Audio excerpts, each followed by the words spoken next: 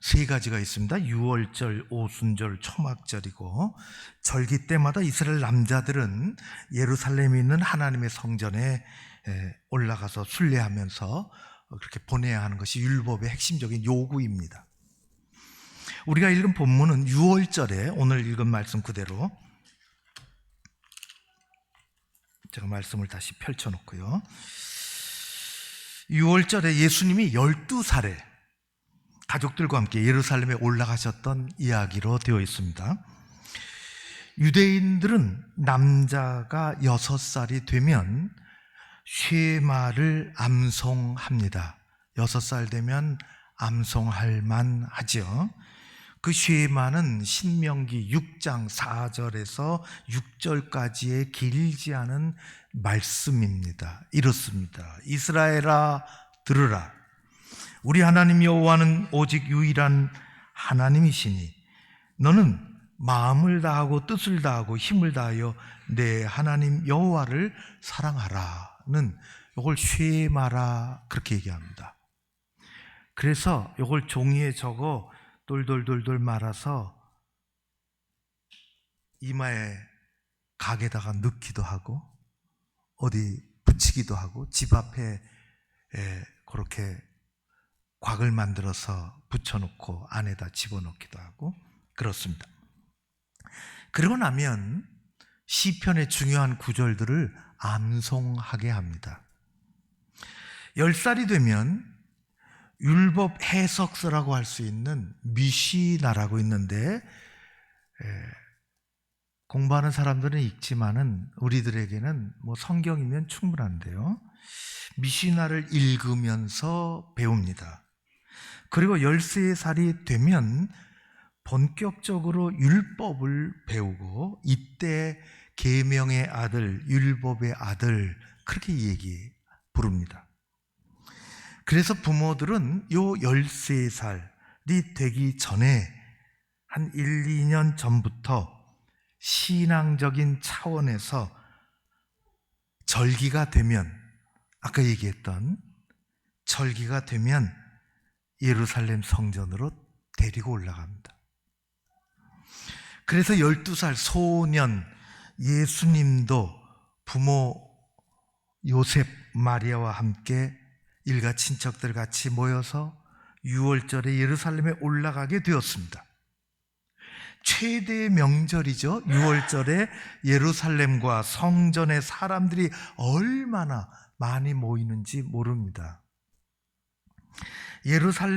예수님 그 당시에 예루살렘에 유대인들이 기껏해야 한 20만, 그 인구 통계학적으로 연구하는 사람들이 있어요.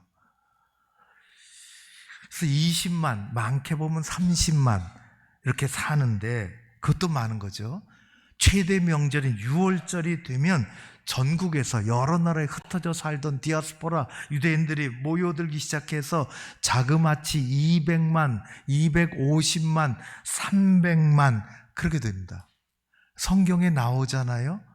그래서 천막을 치고 다 묵을 데가 없으니까 천막을 치고 사람들 묵게 하고 뭐 그런 일들이 매우 혼란스럽고 복잡하고 이곳저곳에서 양 소리가 더 들리고, 아무튼 도시가 즐거움에 복잡한 일들이 그 안에 벌어지고, 그야말로 우리말로 하면 콩나물 시루 같은 때가 됩니다.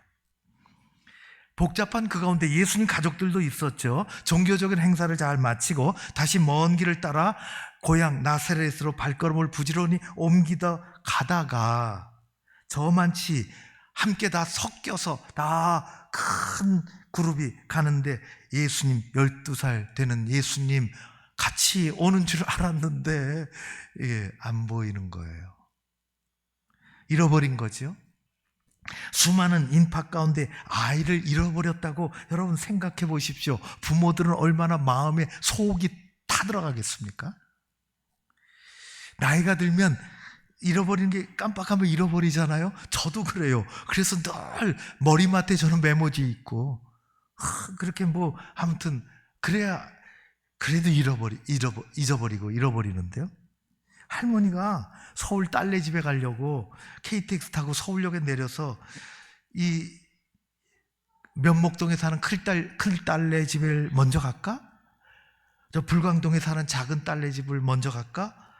그렇게 하다가 택시를 타고 택시 아저씨한테, 운전기사한테, 기사 양반, 불광동 갑시다.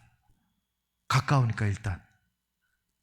그렇게 했어요. 작은 딸내 집에 가는 거지. 한참 가다가 할머니가 택시 안에서 지금 내가 큰 딸내 집에 가자고 했나? 작은 딸내 집에 가자고 했나?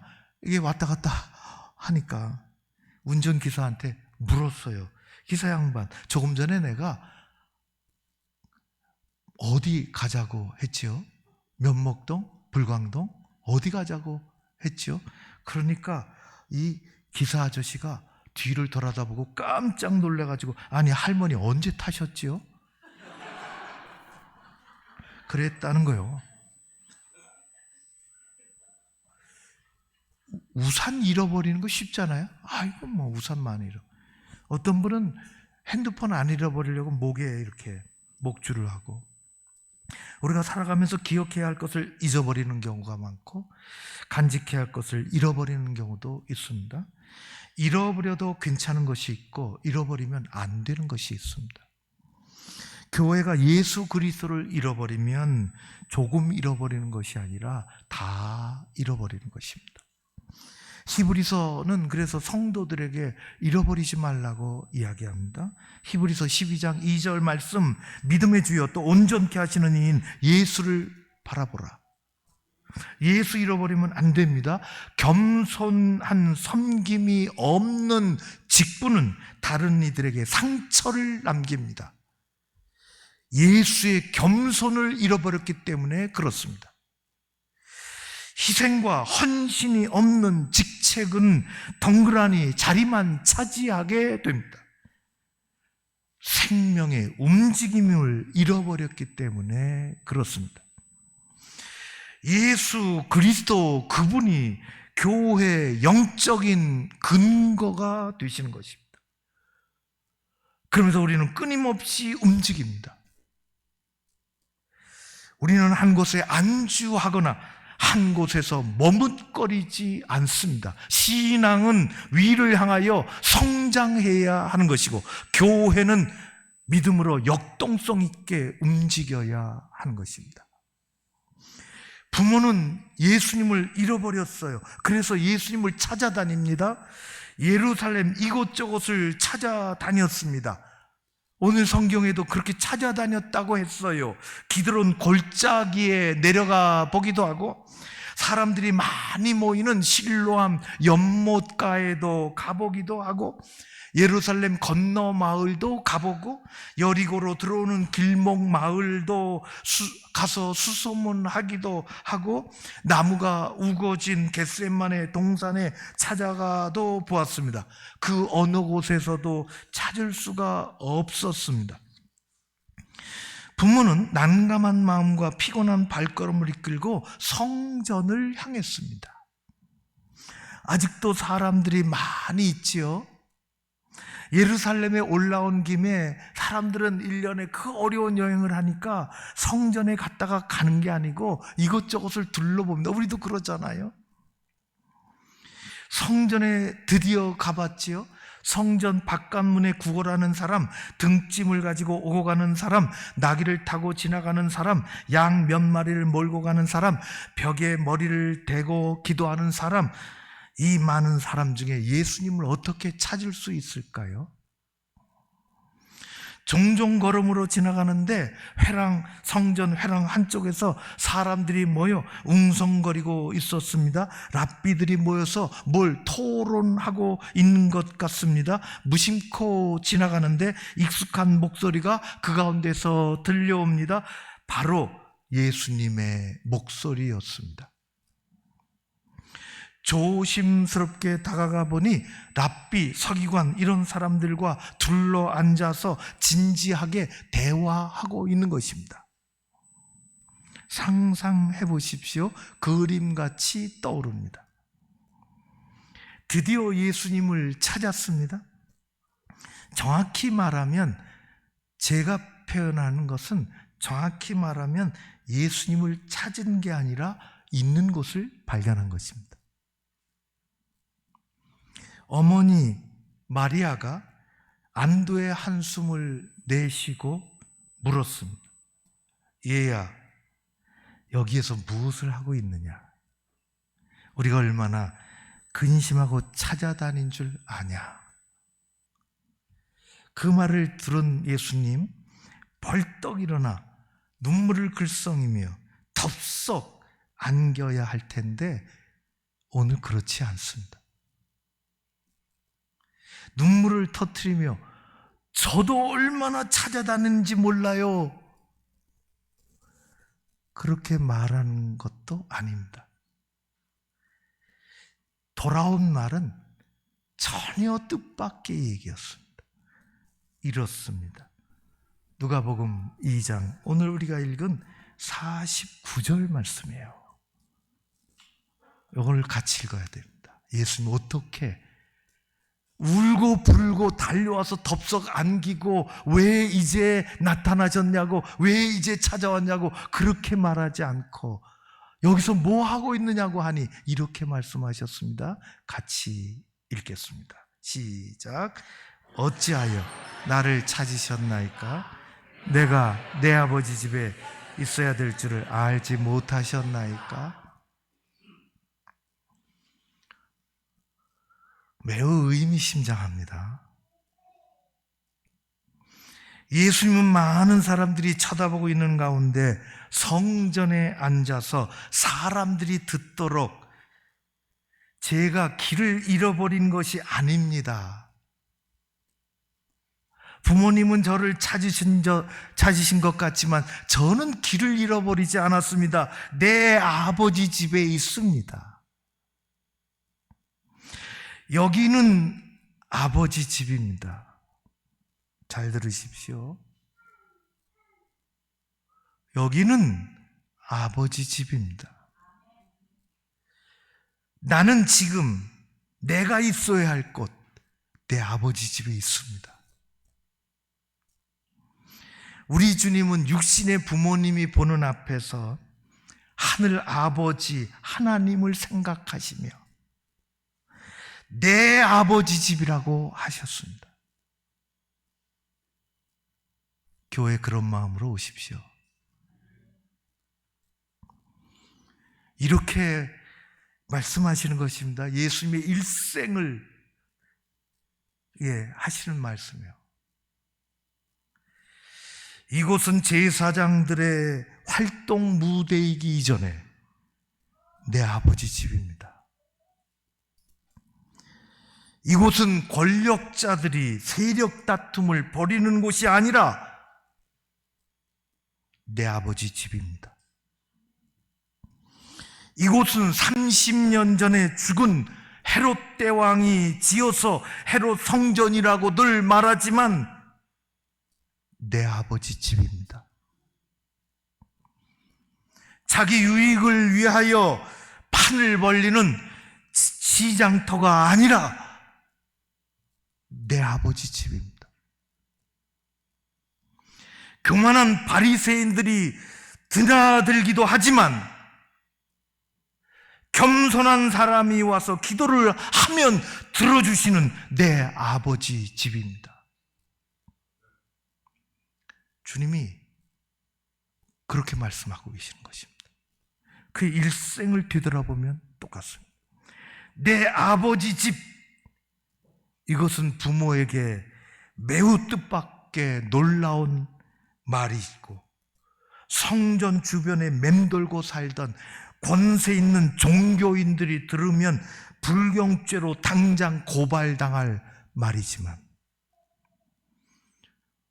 예수님은 육신의 아버지 집은 지금 갈릴리 나사렛 동네 어느 언덕배기에 있지만 내가 사모하는 집은 하나님 아버지께 예배 진정으로 드려지고 하늘의 은총이 이 세상을 향하여 거기서부터 흘러나가는 예루살렘 성전, 이곳이 내가 사모하는 집입니다. 내가 있어야 할 곳입니다. 내 아버지 집입니다. 교회 와서 주일에 1시간 예배 드려도 부디 그런 마음으로 오시기를 바랍니다. 성경에 보면 예수님은 내 아버지 집이라고 3번 언급하셨습니다. 첫 번째가 오늘 읽은 거예요. 12살 때. 두 번째는 그로부터 세월이 한 20년쯤 지나 예수님 공생의 초기, 역시 똑같은 예루살렘 6월절에 성전에서 일어난 일입니다. 그때 예수님은 여느 시장에서나 볼 수 있는 일이 하나님 아버지 집 거룩한 성전에서 벌어지는 것을 목격했습니다. 성전 마당이 소와 양과 비둘기로 파는 사람들로 가득하고 좌판을 벌려 환전하는 사람들과 뒤섞여 있는 이 시장의 소란함은 하나님의 거룩한 성전이 갖춰야 할 모습하고는 전혀 다른 타락 세상이었습니다. 예수님은 놀라움을 넘어 분노에 찼습니다. 그분은 몸을 떨고 손에 자기도 모르는 사이에 채찍끈을 붙잡고 분노의 채찍으로 짐승들을 내쫓고 눈에 보이는 좌판을 발로 걷어차고 계셨습니다. 그리고 큰 소리로 외칩니다. 내 아버지 집으로 장사하는 집을 만들지 말라. 내 아버지 집. 12살 때 자기를 찾아온 부모님을 향하여 내 아버지 집이라고 말씀했던 주님은 지금 성전 마당에 다시 서서 사람들이 듣도록 큰 소리로 외칩니다. 너희는 예배를 드리고 기도하는 내 아버지 집이 장사하는 사람들과 이들 주변에 기득권을 가지고 있는 권력자들이 노는 장터로 만들었다. 이곳이 내 아버지 집이다. 세 번째는 더 중요합니다. 예수님이 떠나갈 날이 가까이 오셨습니다. 제자들을 불러 모아놓고 근심하는 그들을 향하여 말씀하십니다. 내 아버지 집에 거할 곳이 많다고. 요한복음 14장입니다. 제가 3절까지 읽으면 이렇습니다. 너희는 마음에 근심하지 말라. 하나님을 믿으니 또 나를 믿으라. 내 아버지 집에 거할 곳이 많다. 그렇지 않으면 너에게 일렀으리라. 내가 너희를 위해서 거처를 예배하러 내 아버지 집으로 간다. 다시 와서 너희를 그 거처가 예비되면 다시 와서 너희를 내게 영접하여 나 있는 곳 내 아버지 집에 너희도 있게 하리라. 예수님의 마음속에 언제나 두 가지 아버지 집이 있으셨습니다. 하나는 사람들의 눈에 보이는 예루살렘 언덕에 자리 잡고 있는 성전이요, 또 하나는 사람들의 눈에는 보이지 않는, 그러나 아버지 하나님이 계시는 하늘에 자리 잡고 있는 성전입니다. 다 아버지 집입니다. 우리도 주님의 믿음을, 영성을 가지고 믿음의 눈으로 두 가지를 바라봐야 합니다. 내가 몸담고 사는 내 아버지 집, 또 하나는 내가 가야 할 그 아버지 집. 예수님에게는 사람의 손으로 수십 년 걸쳐서 지은 예루살렘 성전이 한낱 건축물이 아니었습니다. 건물로서의 성전은 역사 속에서 세월을 따라 세워져 가기도 하고 사람 손에 허물어지기도 합니다. 규모가 크기도 하고 화려하게 지어지기도 하고 작기도 하고 초라해 보이기도 합니다.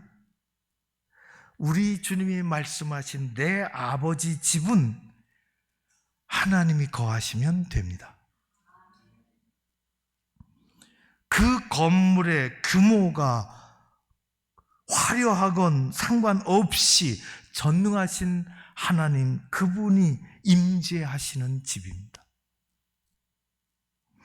예수님이 말씀하신 내 아버지 집은 임재하시는 하나님께서 영광을 나타내시고 말씀하시고 기도하면 들어주시는 곳입니다.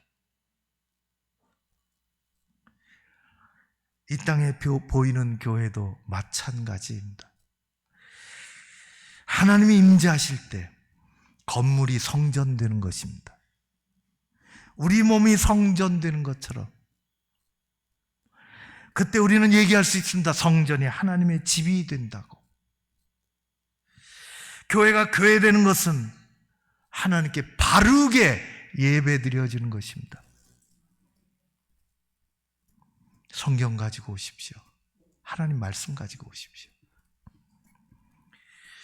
교회가 교회되는 것은 하나님께 바르게 예배 드려지고 그곳에서 말씀하시고 말씀하시면 순종하는 일꾼들이 생기고 십자가로 길을 잃은 사람들이 새 생명을 얻고 다시 일어나 이 세상에서 하늘 백성 되어 천국 성전을 향하여 가는 곳입니다. 그게 그리스도인 성도들의 삶입니다. 하나님께서 그런 곳에서 예배를 받으시고 하나님의 집에서는 하나님의 일이 일어납니다. 하나님의 기적이 일어나고 하나님의 위로가 일어나고 하나님의 치료가 일어나고 하나님의 섬김을 받으시고 하나님의 역사하시고 하나님의 영광이 드러나고 우리는 부족하지만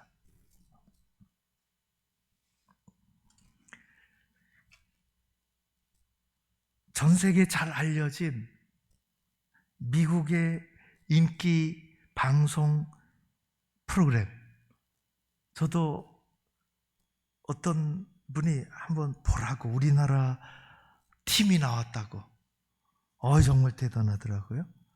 AGT라 그러는데 아메리카 갓 탤런트라는 프로그램. 이거 자기 소질 있는 걸 전 세계 사람들이 와서 보여주는 거 아니에요? 그래서 뭐 여러 가지 또 컴피티션에서 올라가기도 하고 심사위원 4명이 뭐 점수도 매기고 그런 비슷한 그걸 가지고 우리나라에서도 뭐 하기도 하고 그래요. 그 프로그램이 정말 재밌는데요. 제가 몇 년 전에 누가 보내줘서 봤습니다. 여러 번 봤어요. 무대에 한 사람이 올라왔어요. 소개받아서. 아주 가냘프게 보이는데요. 소개하는데 그는 뭐 유명한 미국의 기독교 대학이 있어요. 하버드같이 화려하지는 않지만 하나님을 믿는 대학이에요. 리버티 유니버시티라고 저 버지니아 안쪽으로 들어가면 있습니다. 괜찮아요. 학교가. 미국의 대학교들이 분위기가 참 그렇거든요. 공부 잘하는 학생들은 공부 잘하지만은 열심히 하지만 이 학교는 매우 경건해요. 그 학교를 졸업한 30세, 그 당시는 이게 한 몇 년 됐을까요? 지금도 유튜브에 아마 있을 거예요. 그 학교를 졸업한 30세 여성이죠. 이름은 제인 마르크 제프스입니다. 가냘픈 몸으로 아주 밝은 표정으로 노래하기 전에 심사위원이 이것저것 묻지 않습니까? 심사위원이 물어요. 그런 과정 속에 자기를 소개하는 겁니다. 자기가 몇 살이고 어디서 왔고 뭐 그런 거예요. 그런 속에 자기를 소개하는데 폐와 간과 척수에 암 진단을 받았고 의사가 생존 확률 2%라고 했다. 자신의 인생이 언제 끝나는지는 모르지만 나는 그날을 바라보고 노래를 부릅니다.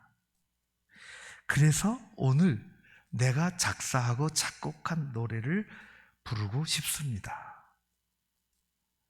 제목은 It's okay, 괜찮아입니다.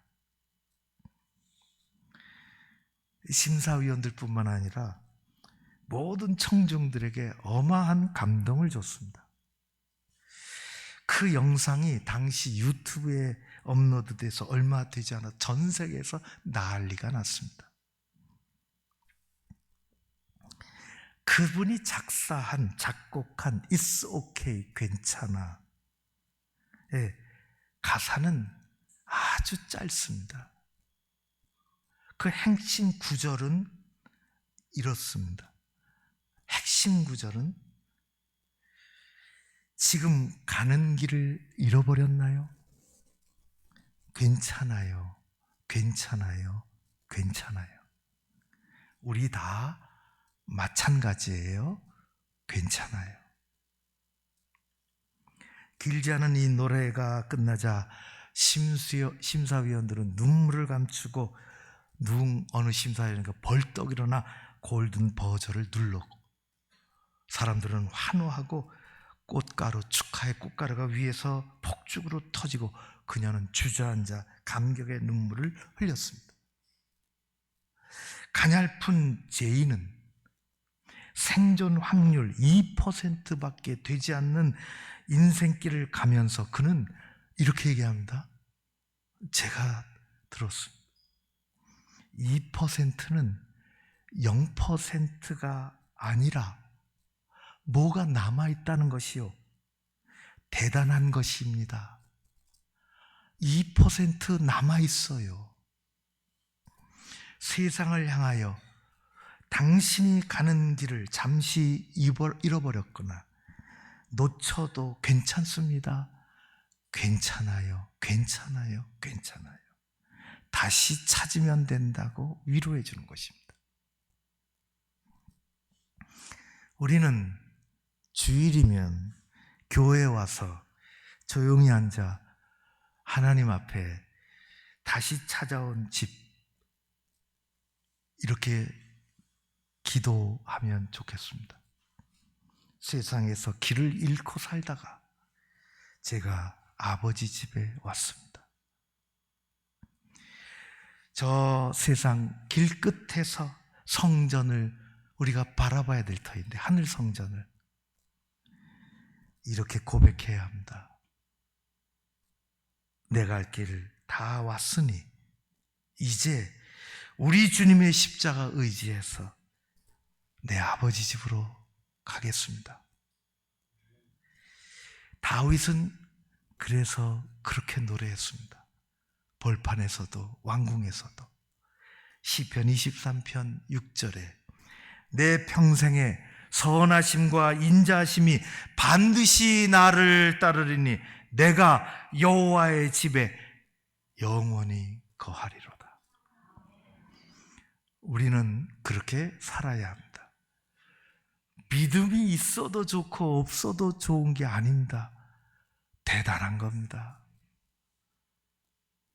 이곳이 하나님이 역사하시는 곳입니다. 우리는 눈에 보이는 교회를 향한 믿음 그리고 헌신의 길을 굳게 잘 걸어가는 백성이 되어야 하는 것입니다. 그런 마음으로 교회에 오십시오. 그리고 다 끝나서 언젠가 눈에 보이지 않는 천국 아버지 집을 향한 우리의 발걸음이 순례자의 길이 돼 우리는 끝까지 믿음으로 잘 걸어가야 하는 것입니다.